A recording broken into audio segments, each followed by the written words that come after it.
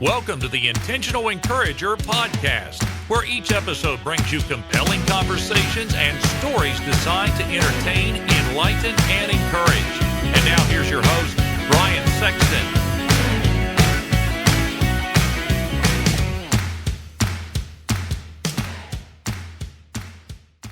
Hey everybody, Brian Sexton. I am intentionally encouraged when I see people doing business the right way. And for the last 15 years, Damon Burton and his team at SEO National have done just that. Now you might say, Brian, what can they do for me in my business? I'm going to tell you what they can do for you. They can help you understand search engine optimization. There are a lot of players out there in the marketplace, but you want a team of people that are going to be dedicated to working with you and helping you to understand search engine optimization and how you can show up higher on search engines so that you can bring more revenue into your business.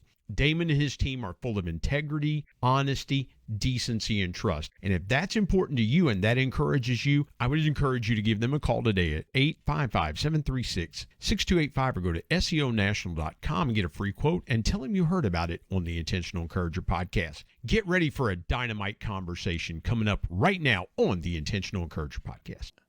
And welcome into the Intentional Encourager podcast. I'm your host, Brian Sexton. Thank you for joining us again today, part 2 of my story.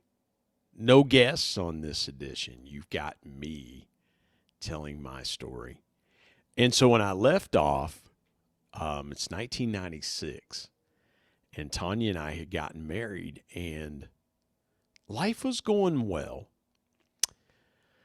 But in December of 1999, Tanya had turned 30 years old. She didn't have a good 30th birthday. And I said, why are you so sad? And she said, because we don't have kids. I'm 30 years old. I don't have kids.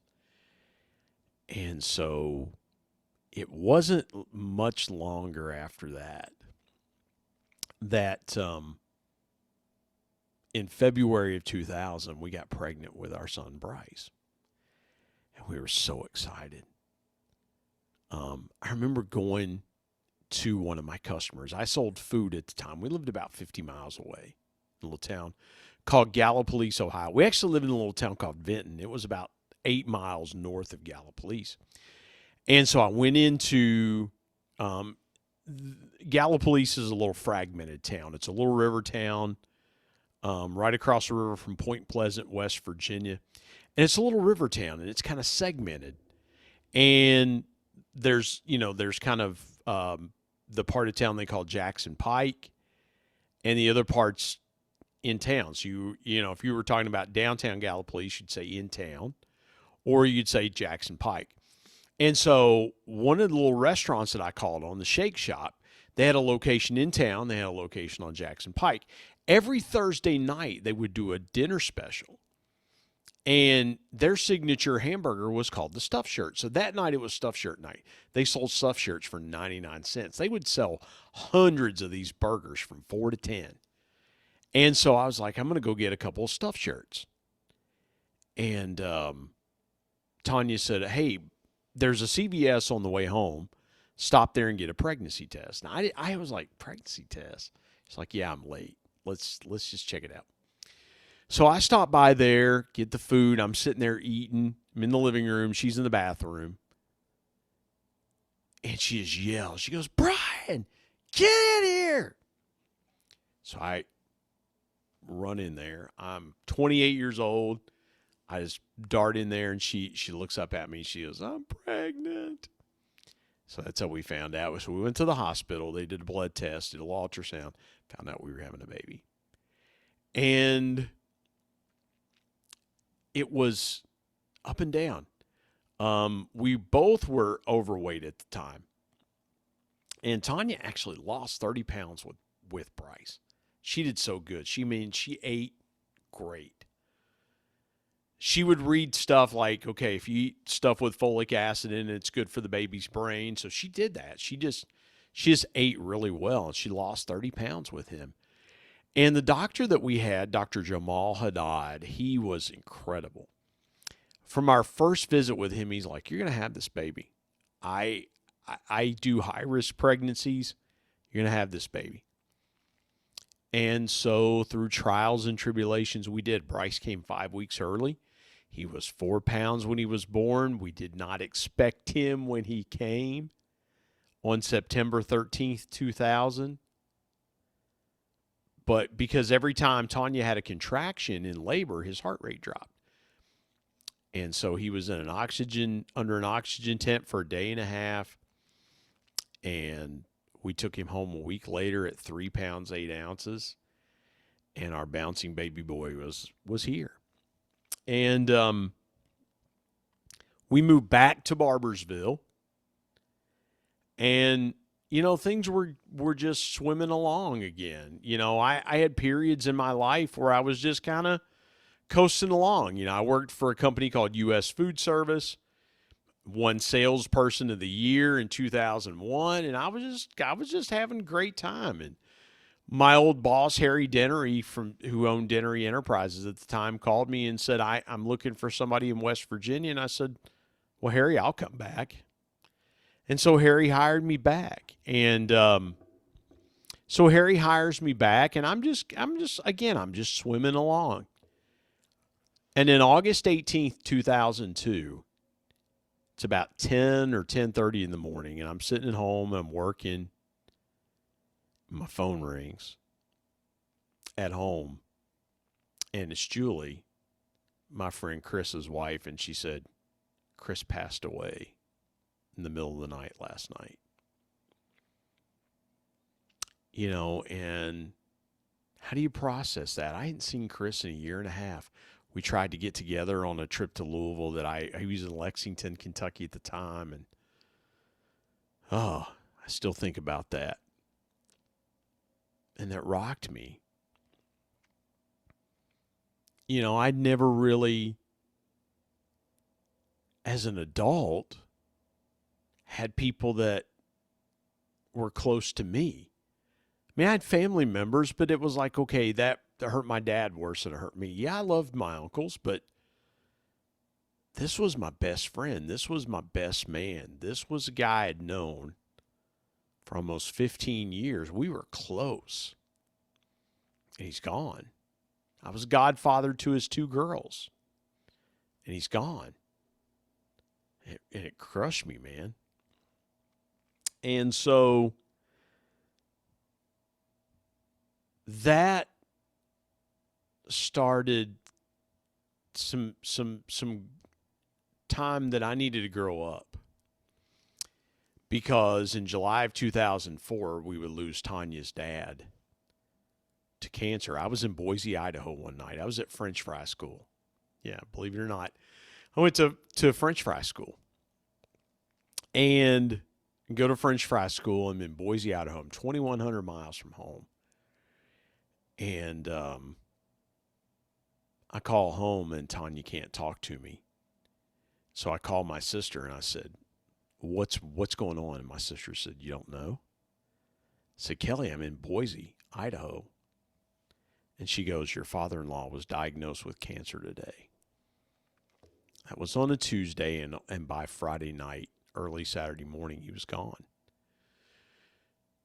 And it rocked me because the woman I loved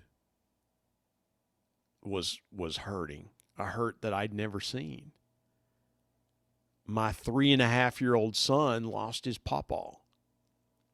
I lost my pawpaw when I was 19, not 3.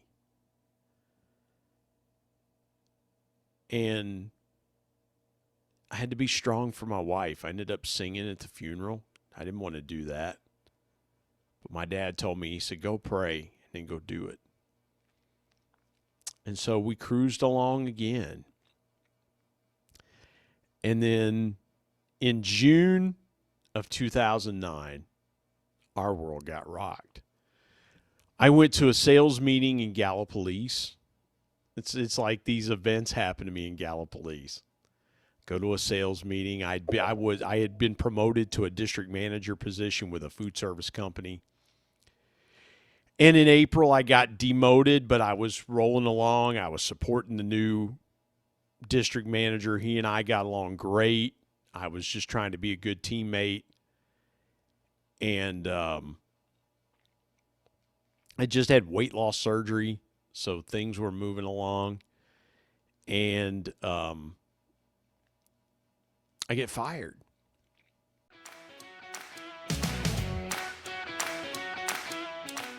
Hey everybody, Brian Sexton. Prices are going up by the day. We've got to find ways to increase our household revenue. Now, a couple ways you could do that is, one, you could go and ask your boss for a raise. But if that doesn't work, I've got another way for you. It's my friend Joe Hart's program called Products for Profit. Joe's been a guest here on the Intentional Encourager podcast and told his story about how learning retail arbitrage changed his life, and he's been helping thousands of people change theirs. Now, retail arbitrage is simply this. It's taking a product and buying it and then reselling it online for a higher price, and you keep the profits. And guess what? Amazon and Walmart use third-party resellers every day to fulfill their customer orders. I want you to go to productsforprofit.com or productsforprofit.carrd.co. Get connected to Joe's team. Tell him you heard about it on the Intentional Encourager podcast and start making money today with Products for Profit. And now let's get back to more great conversation on the Intentional Encourager podcast.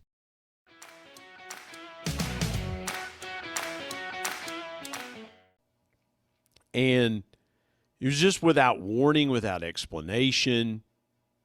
They were like, well, you violated company policy. What they said I did was they said I discussed pay of other employees.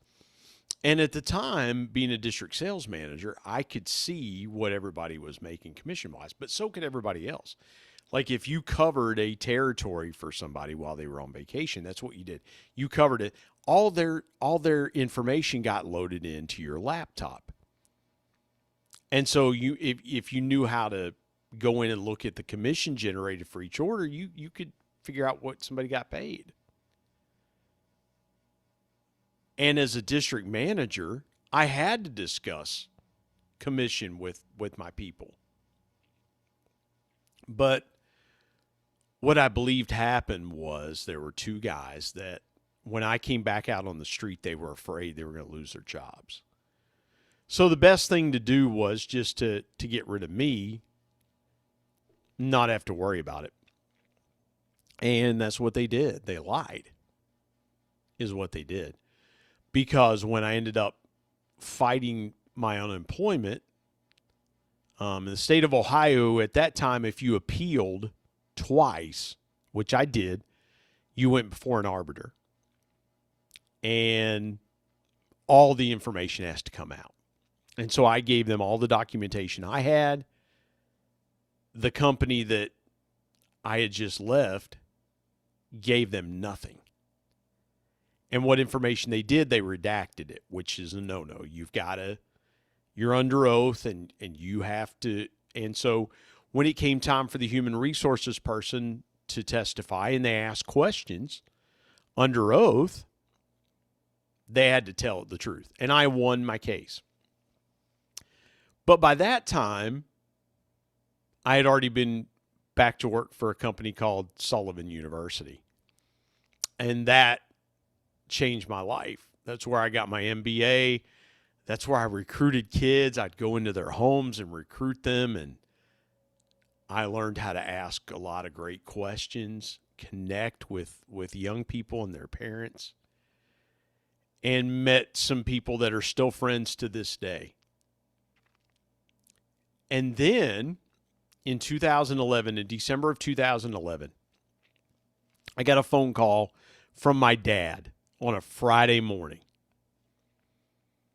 And my dad calls me and he said, "Son, I need to talk to you." It's like, oh boy. Okay. I said, let me sit down here. And he goes, "Son, I need help. I need your help." At that time, my youngest sister had just had her first child and was pregnant with another one. And my dad was trying to help her pastor a church, work a territory. My dad just had a lot going on in his life. He said, "Would you consider coming to work for the company that I work for?" My dad at that time had been with him 11 years.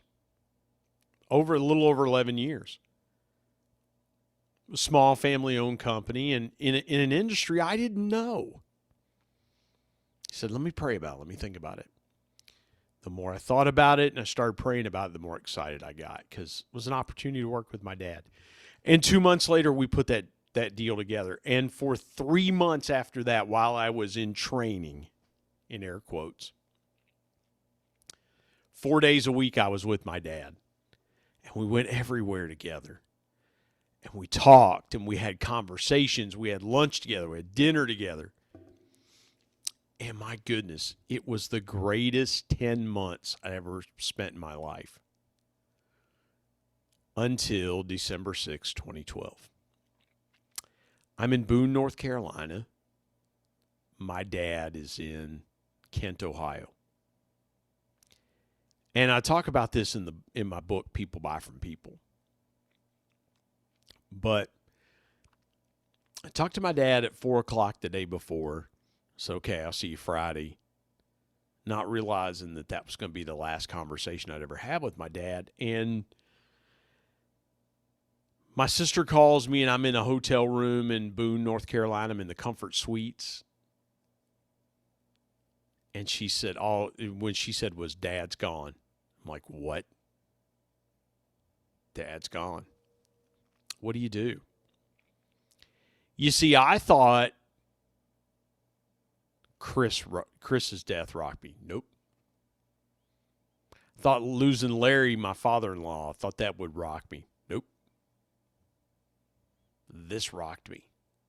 Because now it was my dad. Now it was really close to home.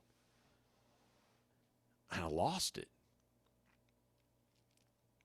I remember looking up at the ceiling like this, if you're watching on YouTube.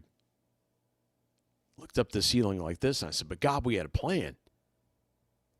I remember vividly the Lord speaking to my heart and said, you can praise me when things are good, but can you praise me when your world's falling apart? And I lifted my hands, and I was like, gut check time. I'm going to have to. I'm going to have to do this. I don't want to do this, but I've got to do this. So I made my way back to, eventually it was about 8 o'clock that night. I got to my mom's house and didn't sleep much that night. That weekend was kind of a blur. People were coming in and bringing food, and we went to church. But I kind of sleptwalked through that weekend. Because on Monday I knew what I had to do. And it was ironic that the week before, 1 week before my dad's passing, my dad is at a funeral for my pastor's mother. And I watched my dad hug my pastor's father. They had been friends for 40 years. And I still have that picture in my mind. And so here the next week, the first person I get a hold of is Ron, my pastor's father. And I tell him, and he said, Brian, I'm going to tell you something that's not going to make any sense to you now. It's going to make sense to you later. He said, God never makes a mistake. I know it's rough. He said, we buried my wife a week ago. I don't understand this. You don't understand this. My friend's gone, who I love, but God never makes a mistake. And so we're at the funeral home on Monday night, and I have to play the piano for my dad's service and sing a couple songs and a couple other people. The ironic thing was the girl that I dated the first 3 years of college. She was friends with my sister. We had her come and sing, and she did a beautiful job. And I stood up there in front of about 500 people and delivered my dad's eulogy, preached my dad's funeral, whatever you want to call it. And I talked about my dad teaching me how to love, how to work, and how to serve. And it was a moment that is forever etched in my mind. And we go outside, funeral home, and Ron's there, and I hug him. My pastor's there, and I hug them. Ron pulls me to the side, He looks at me. He says, son, I'm going to tell you something. If you need a dad, I'll be a dad to you. Powerful words in a moment, but he looked me in the eye and said, if you need a dad, I'll be a dad to you. The amazing part about that is 9 months to the day that my dad passed away, Ron married my mom. He literally became my stepdad. It's amazing how life comes full circle. And so again, I'm rolling along, living my life. I stay in that industry for a few more years. I come off the road. I took a job in the specialty pharmacy arena so I could be home. My son, by this time, was in high school, makes his high school basketball team. I become the public address announcer for his high school basketball team. And I'm like, I got to be home. I was on the road 3 nights a week. I got to be home. I cannot miss stuff with my kid. I can't do it. And get the opportunity to work for a great company. And then got recruited into the field that I'm in now. And we come to August 23rd, 2017. And a day or two before, there were some things that had happened. Some people questioned a couple of things that they thought I had done. I hadn't done those things.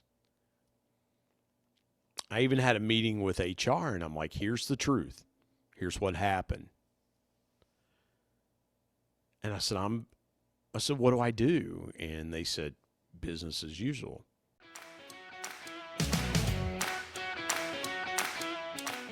Hey everybody, Brian Sexton. You know, dreams are powerful pieces of intentional encouragement. We all have them. If you're a business owner, you've probably always dreamed of taking your sales to levels you've never seen before. I've got a guy that can help you with that. His name is Brad Norwood. My good buddy Brad has been on the Intentional Encourager podcast as a guest before, and he is a dream specialist. His company, Dream It Pro, offers incentive packages to travel to places such as the Masters, Kentucky Derby, the Super Bowl, even exotic places that you've always wanted to take your team, but you just didn't know how to do it. Brad's your guy. And oh, by the way, Brad's a certified bucket list coach, so he can help your team members achieve their personal dreams as well. I want you to go to www.dreamitpro.com and find out more, or call him directly at 479-466-6907. And by the way, tell him you heard it on the Intentional Encourager podcast. Let's get back to more great conversation here on the Intentional Encourager podcast.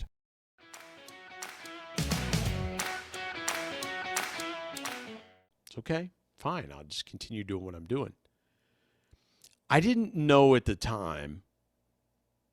I later found out, but I didn't know at the time that there were people that were plotting behind my back to get me fired. And they were successful.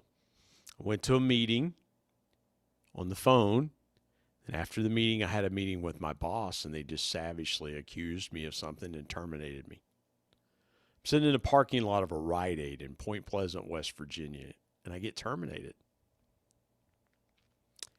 It's easily the most helpless feeling I've ever had, because I felt like that my character had been assassinated, and I wasn't given the opportunity to defend myself. You're like, Brian, that's twice that's happened to you. Both times you're in. Well, yeah. Because here's the thing. The Bible says, be sure your sins will find you out. Lies always come to the surface. But so does the truth. And when the truth is told, the truth always stands. It stands the test of time. The truth is still the truth a year from now, 5 years from now, 10 years from now. If it was true then, it's true. If it was true when it happened, it's still true. And I tried to live my life on being transparent with people and being honest with people. And here I was getting Here my family was suffering by a boss that had lied to me 4 different times to my face, lied to me. And so I was devastated. I didn't do something that I later regret. The first day after I got let go, I got on the treadmill and I started listening to preaching. It's the only day I did that in 6 months. I regret not encouraging myself every day. Because here's what happened. Because I didn't do that, I fell into depression. I went through periods of anxiety, fear, doubt. I thought I was never going to work again. I went through all these emotions. Like I said, depression, anxiety, fear, doubt, paranoia. I had trouble sleeping at times. I can remember being in a hotel room. My wife had booked she had gone on a trip with the ladies that she had paid for before then. And I had some points that I'd put back, so we had a hotel room because we were just down to her salary at the bank she worked at. And unemployment. And I told her, I said, I'm depressed. I'd never said that. Had never said those words, I'm depressed. I thought it was never going to work again. And I would send resumes out every day. I was sending resumes, or I'd do interviews. Nothing happened. Nothing happened. It was right after the first of the year, I got a phone call from a guy that I worked with at Sullivan, a good friend of mine. He said, you still looking for a job? I said, yeah. He said, I think I can help you. Sometimes when you feel like you're drowning, all you need is for somebody to throw you something to hold on to that might keep you afloat. And Matt Gass did that for me. I drove 2 hours to a little town above Parkersburg and interviewed for that job.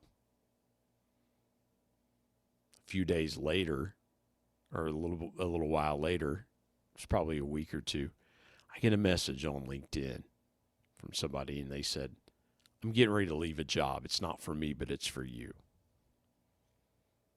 Little did I know that was the same company that I interviewed with 3 months before then, or 4 months before then. They didn't hire me then. They hired her. And 6 months to the day that I got fired, my unemployment was about to run out. It's like, man, what am I going to do? 6 months to the day, all that happened. In 3 hours' time, I had 2 job offers. Had nothing happened. Nothing had been happening for me. And literally from 12:30 to 4 o'clock, I had 2 job offers. I look back at my life. I've written some notes down. I look back at my life. And I think to myself, where would I be if I didn't have faith? Where would I be if I didn't believe in optimism, if I didn't practice optimism? Where would I be if there were times in my life that I didn't encourage myself? I had no idea what encouragement was then. I do now. You see, I'm no different than any of the guests that I've had on this podcast over the last almost 3 years, almost 300 episodes. I'm no different than them. I'm no different than you. I'm no different than anybody else. I've been through some stuff in my life. I've been through times of good I've been through times of bad. I've been through times where I was on top of the mountain, and there have been times I've been under the valley. I'm no different than you. I have just purposed in my mind, in my heart, in my spirit, that I'm going to encourage people. That's all I've tried to do in almost 300 episodes of the Intentional Encourager podcast, was try to tell somebody's story that would connect with you in a way that would give you some hope and give you some encouragement. You know what encouragement is? You know what one definition of encouragement is? It's to stimulate belief. All I've ever wanted to do with this podcast is just stimulate belief. All I've wanted to do was just share the power of a story to stimulate some belief on purpose. And I hope we've succeeded. I hope we've made a difference in somebody. I hope hearing my story in some way gives you that belief inside of you that everything's going to be okay. And I'm grateful that you guys have come along with me on this ride. It's been incredible. I don't know when we're going to pick it back up. I don't know if we're going to pick it back up. I don't know if it's going to look the same. I'm figuring some things out there.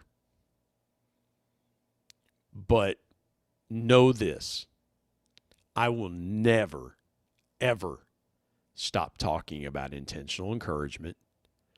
I will never, ever stop promoting intentional encouragement with everything in me and doing everything that I can to try to help people be intentional encouragers. Because you can read all the leadership books you want to read. You can read you can go to any best-selling author, and there are so many leadership experts and things like that till you're blue in the face. You can read from now to the rest of your life. But unless you get encouraged, you're never going to do what God intended for you to do. Zig Ziglar said it, encouragement is the fuel that powers hope. You can't get any simpler than that. There is nobody on the planet that doesn't need intentional encouragement on a daily basis. Yet we have people that don't even talk about it. Even after this podcast does its even after we sign off for the last episode, one thing you can depend on and count on, I'll never stop talking about intentional encouragement. It's that important. And it's my goal that every person on the planet learns how to be an intentional encourager for themselves and for other people. Imagine a world full of intentional encouragement. It's mind-boggling. From the bottom of my heart, thank you for taking this ride with me. Thank you for listening to all the stories. Thank you for showing up with me every week. And most of all, thank you for encouraging me through all this. God bless you. Thank you for watching me. Thank you for joining me on the Intentional Encourager podcast.